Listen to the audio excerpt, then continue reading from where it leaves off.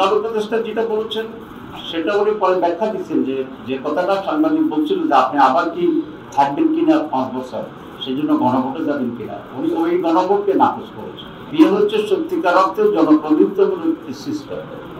Constituency যদি হয় তাহলে একজন 55% পেল, একজন 49% পেল। 55%কে আমরা বিজয়ী ঘোষণা করলাম, আর 49% যে পাবো তার এখানে কোনো স্টিকার থাকবে না। এবং গ্রামের লোকেরা এই কারণেই বলে যে আমার ভোটটা যাতে না পৌঁছে, আমার ভোটার মানে এটা অর্থহীনভাবে ট্রিট করা হয়।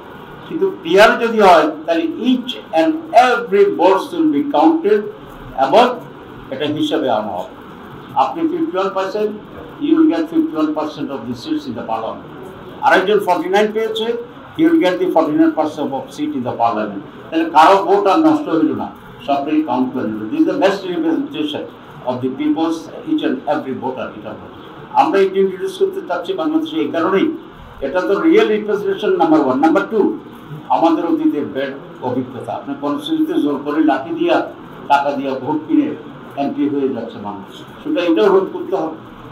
এই রোধ করতে পারবে তখনই যখন একজন লোক দেখবে যে এখানে তার এমপি হওয়ার সুযোগ নেই, সুতরাং যে লাঠি ছোট কম ব্যবহার করবে তাকেও কম ব্যবহার করবে। সুতরাং মানি এবং মাসেল এটাকে রোধ করার জন্য peer is the best process.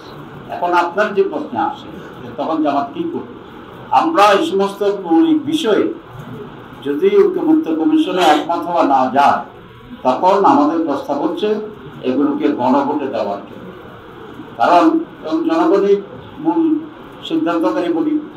ধর 10 জনে বলবে ইয়েস, একজন বলছে নো, তাহলে আপনি কি করবেন? নিয়ম অনুসারে তো ইয়েসটাই পাস হয়ে যাওয়া উচিত, কিন্তু ঐক্যমত্যের যে অ্যাটিটিউড, তারা সবাইকে এক করে কনসেনসাস হলে মাত্র রেজাল্ট করতে চায়। This is not a very proper policy. তো যদি সেক্ষেত্রে একটা পার্থক্য রয়ে যায়, আমরা গণভোটের আয়োজনের জন্য আমরা প্রস্তাব করেছি। লেট দি পিপল ডিসাইড তারা কি চায়।